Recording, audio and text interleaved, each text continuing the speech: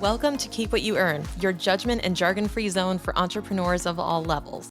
Get ready to learn how to scale your business, save money in taxes, and create a business that grows your wealth. If it feels like the financial side of business is like eating your vegetables, well then think of this podcast as the ranch dressing to make the process a little more enjoyable. My name is Shannon Weinstein. I'm a CPA and business owner on a mission to simplify money and empower others through knowledge. I hope this episode inspires you to take action, but remember that the information we share is for educational purposes only and is not individual tax advice. Now that we got that out of the way, let's start the show.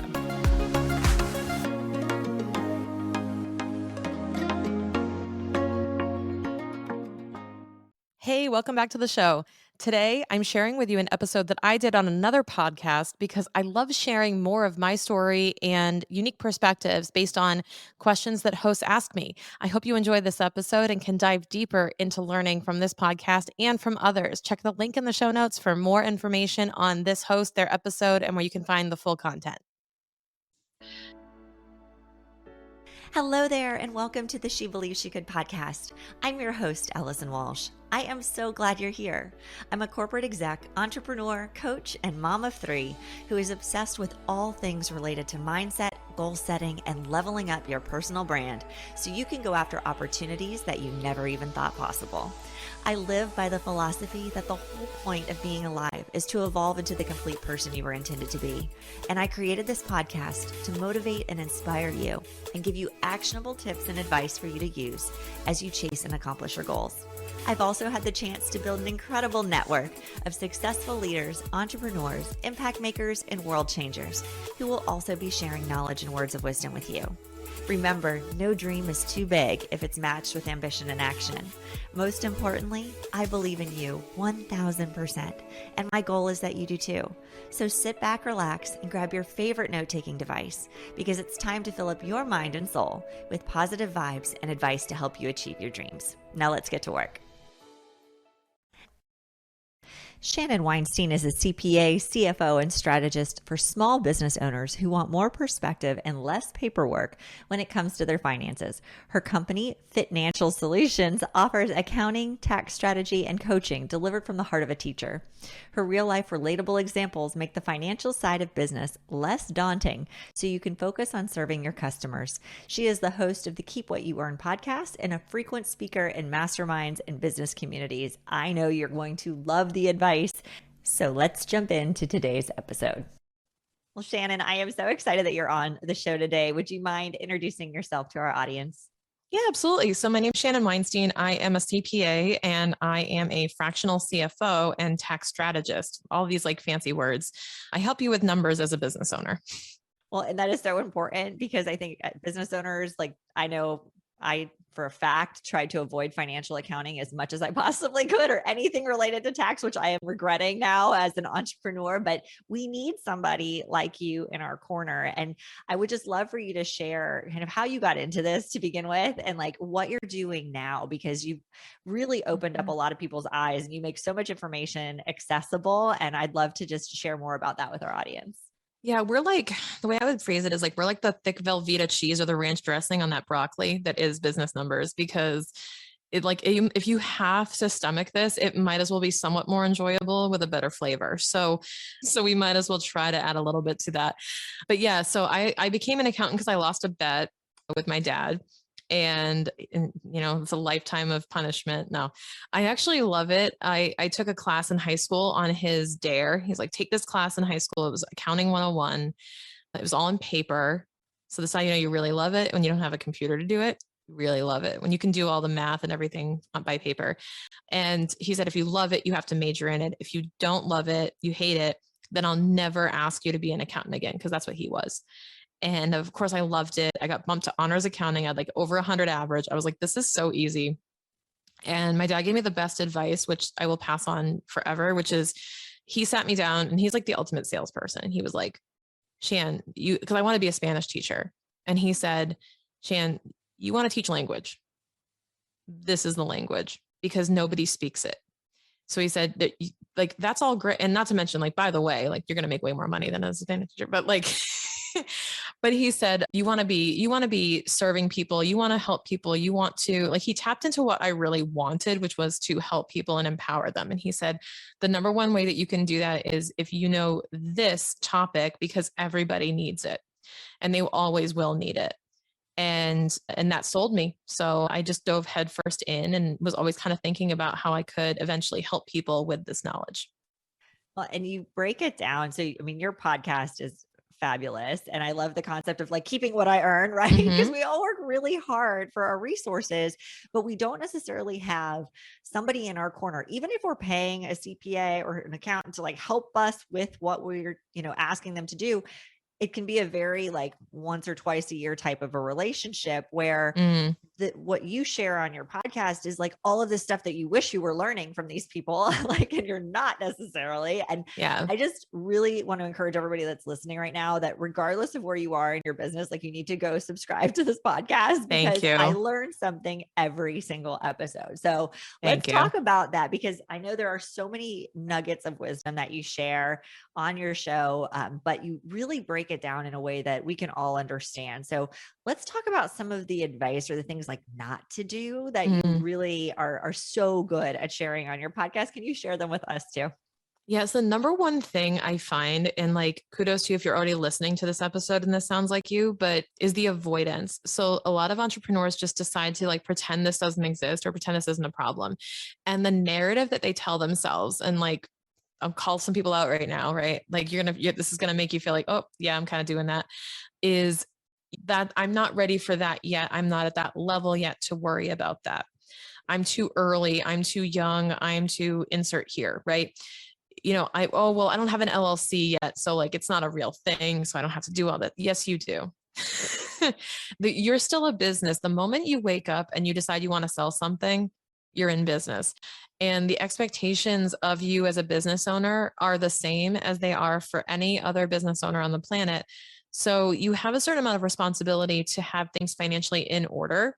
It doesn't have to be intimidating, but there are certain things you just have to have in place that are very simple. And people get overwhelmed and they think there's all this, like, they build it up in their heads to be this crazy thing they have to do and that they should do it. Oh, well, I'll worry about that once I'm making like 100K or when I have the LLC or whatever. But if you invest like 20 minutes in pocket increments over a course of a few weeks, you'll be done. And what people don't realize is like opening a bank account, for example. I just talked to my friend who was in another coaching program that I was a coach in, and he was a participant at the time. And he said, like, I heard you say in our course, Shannon, that, go open your bank account.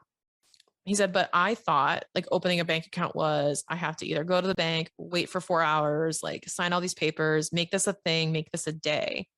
And I said, no, it takes 10 minutes online. He's like, yeah, I figured that out. I went to go open it and I was like, that was it. Like, I've been waiting 2 years to do that. So it's not as bad as you guys think. I think that we build this up in our heads because it's something unfamiliar. But when you really look at it, it's not that complicated. If you just have the right guidance and someone telling you what to do, even if it's just listening to this and saying, go open your bank account, it's a lot of simple things that you can do. Well, and I know that one of my favorite episodes that you have on your podcast was talking about like S Corp benefits versus LLC and all these things. And like really having somebody that's giving you the advice of like, what's going to be the best for you in the outcome or in the end so that you can retain as much of your earnings as possible, do it the right way, keep yourself on the good side of the IRS, right? Pay your taxes, but like be smart about it and make sure you're getting all of your deductions. And, I think that's the thing that irritates me sometimes at the end of the year when I'm looking at it, I'm like, well, why do we owe this or whatever? Like all these things should have been accounted for. So like, it's crazy. I mean, do you see that a lot when people come to you that they're just missing out on keeping more of what they should?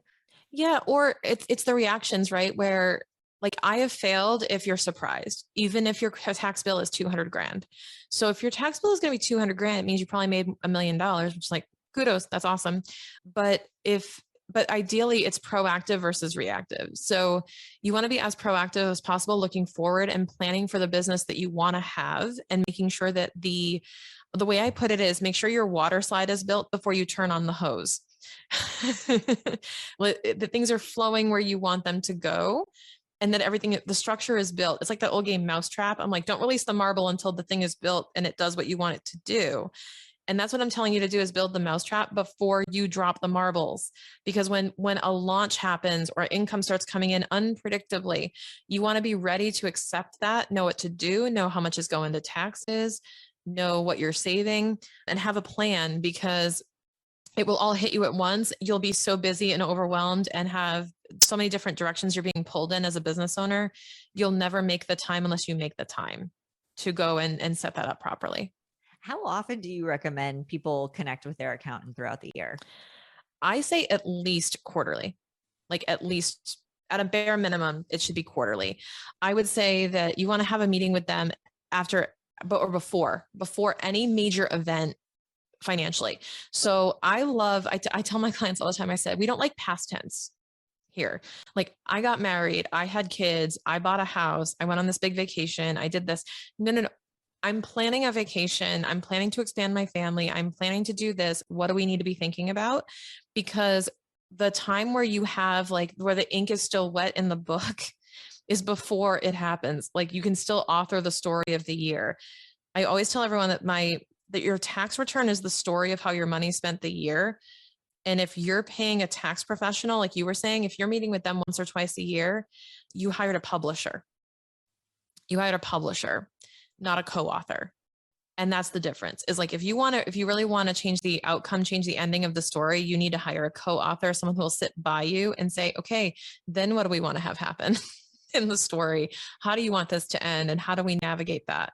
Versus you handing literally a stack of paper to the accountant at the end of the year in April and saying, hey, make this into a tax return. Then there's very little they can do to change your ending. And I think a lot of entrepreneurs especially don't have an appreciation for, not that they don't not appreciate, but they don't have an appreciation for the value difference between having your accountant just prepare your taxes and having your accountant work with you during the year. Super valuable advice. And I hope everybody listening, and I know we've got a community full of entrepreneurs and just in general, right? It's so important that as you make those big decisions, those life decisions, I think there's a lot of people that are also starting the new thing, right? Like that you talked about, like the moment you start selling something, you're in business, like it's time to take it seriously, and you don't want to get, caught in the back end of it when it can be very, very well orchestrated and constructed along the way. So, right. Super important. Well, I really appreciate that advice. And I'm sure there's some people that are sitting here going, Shannon, how do I work with you? Like, how can you help me? Can you just expand a little bit more on the services that you mentioned in the beginning? Yeah, absolutely. So I have a company called Financial Solutions, and what we do is we do fractional CFO. What does that mean? It means I'm a part-time outsource / virtual, whatever you want to call it, CFO for your business, where we look at the metrics, we look at the performance. There's actually 3 dimensions we look at, which is performance, compliance, and strategy. So it's, are you healthy? You have good cash flow? You making money? Because that's like the foundation of everything. Like, are you making money? And if you're not, that's the first thing we got to fix. Then it goes into compliance. Like, are you, is the IRS going to stay off your back? Are you checking all the boxes? Are you behaving and doing all your homework? And then we get into strategy, which is, are you optimized? Like, are you meeting your goals? Are you saving money in taxes? Are you doing everything in your power to control the outcome so that you can keep more of what you earn? So that's kind of like my formula. Keep more of what you earn is those 3 different dimensions. And that's what we do as a CFO for CFO clients. We have a quarterly strategy meeting and we incorporate a little bit of tax into that. We just want to be your co-author, be your year-round advisor, and have us in your pocket to email or text. Like, oh my God, I get text messages from Target. Hey, of the cart, and go hey, can this all go on the business card? Hey, I'm thinking of investing in this thing, or we're planning a vacation. This is my favorite. We're planning a vacation with the family. Okay, great. Make sure your wife is on payroll as an employee. Have a few employment meetings. Go visit a few scout a few office locations. Get some realtor brochures. Go record a live podcast, or go to a training, or go to a seminar while you're there. Do this, and then write off the whole thing. That's the kind of stuff that you're not getting from your accountant if you're only talking to them once a year. So that's what we try to be for our small book of business and clients. We keep our client list very small so that we can think about them all the time. I love that. And let's talk about your podcast. So there's a lot of podcasters too in this community as well, or people that are thinking about it. I know that we were chatting before we hit record, how much you really enjoyed it. So yeah, let's talk about it. When did it start? Why'd you start it? And what are you loving most? I wanted to start a podcast because all the cool kids were doing it a year and a half ago. And I was in a mastermind, like everybody had their own podcast. And I was like, I want to be cool like them. It's like everybody who had like a Coach bag in like 2004. It's like, I want that. I want to look cool. So I'm not going to lie to you and tell you that it was anything else at first. I was like, that looks like fun. I want to have my like name on a little tile and put it on iTunes. That'd be kind of fun. But then I really dug into it and I waited a whole year. By the way, like that was not an excuse to start it. I waited a whole year and I was seating and I was listening and I was going, would you want this? I asked my audience on Instagram like 12 different times, like, would you want me to do a podcast? And there were a lot of people who said yes. Some people who are like really into it and going like, when is it coming? And then I finally got pulled to say, okay, I'm just going to go do it because I think this is fun.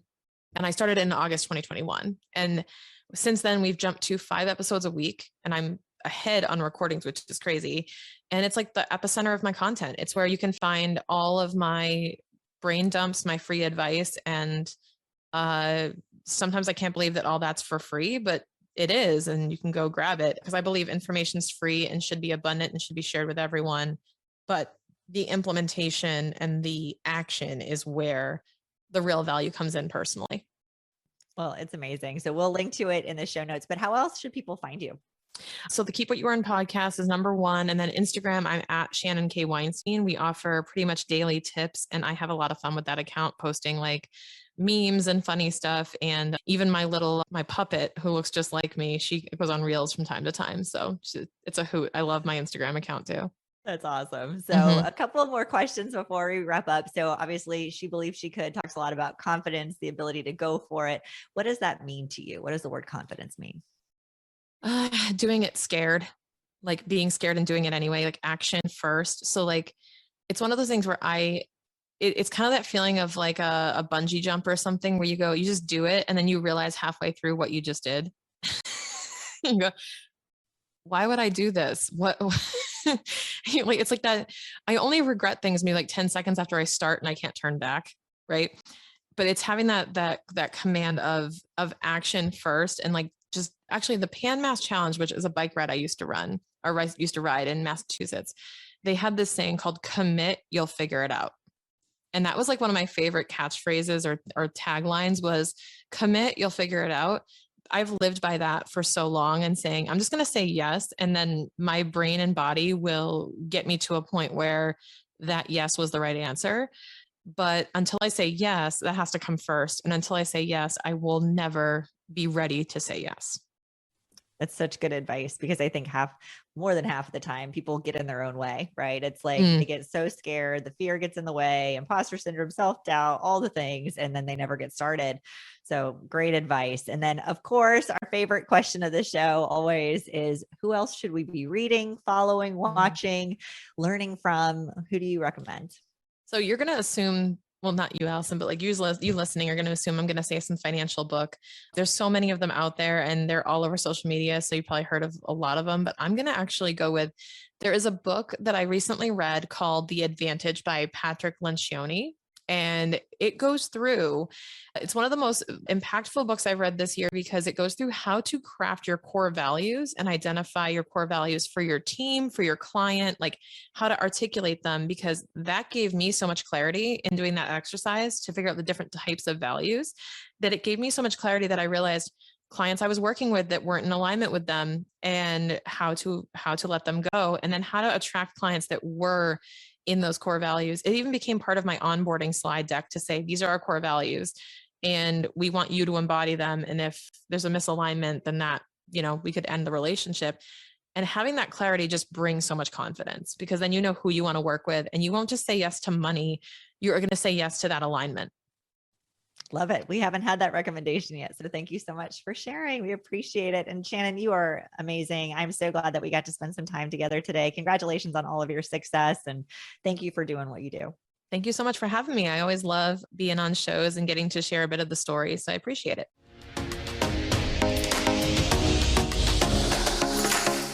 Finding the right support that you need for your business can be so confusing when it comes to accounting and tax. Sometimes it seems like you can't find a CPA or a tax pro who actually understands your business, or they charge way too much for what you actually need. I've seen this for so many entrepreneurs. They are in a bad relationship with their accountant because they don't know what to look for. It is not your fault. So I created a perfect guide for you that is totally free. It's called the Money Pro Matchmaker, and it will teach you what your pro should be doing, questions you can use to interview them to find the right person for you, and a guide to evaluate them so you know you're getting what you pay for. Do not get stuck or screwed with the wrong accountant. Download the guide now at moneypromatchmaker.com.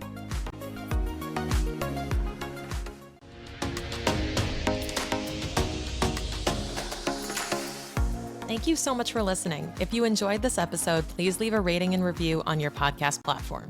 This small action goes a long way for podcasters to get our message heard by more business owners just like you. Be sure to check out the show notes for links to information about our guests and ways to get in touch with me. We'll see you on the next episode.